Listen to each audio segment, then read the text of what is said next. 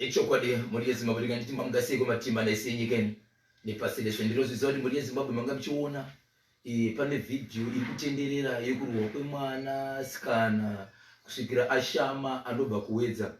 Muri Zimbabwe ngandikuzivise kuti ndaita mukana wokutaura naamai vemwana. So zuva ranhasi vari kuenda kukoti. Saka inini pazuva ranhasi ndichange ndiri kuwedza ndina amai vemwana nemwana zvese. Mwana akaendeswa muhospital akabudiswa muhospital, nhasi vari kuenda kukoti. Vakanga vachiita izvi vakabatwa vana ava, vakanga vachirwa mwana sekutaura kwamai vacho, asi vari kuti vanhu vakaronga zvinhu izvi anove murume nemukadzi vakatiza.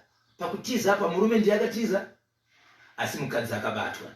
Saka nhasi muri yeZimbabwe ndichange ndiripo kuwedza, ndakagara pasi naamai vemwana nemwana tichitaura pamusoro penyaya iyi, uyezve kuti pavaenda kukoti nhasi kwanzi kuti saka handina zvakawanda zvandiri kuzivisai kuti ndichange ndakagara naamai vemwana, uyezve ndikuchema kwavari kuita kuda kubatsirwa kuti tinogona kubatsirana kubva papi kusvika muchikamu chipi muri yeZimbabwe. Amai vari mudambudziko vanoda kubatsirwa. Saka pazuva ranhasi tichange tiri pawedza tina amai vemwana sikana Mwevisi akarohwa nevamwe vana, asi vana ava vane akavatumawo anove ndiye akatiza kusanganisira semurume nemukadzi, wana akabatwa wana asati abatwa.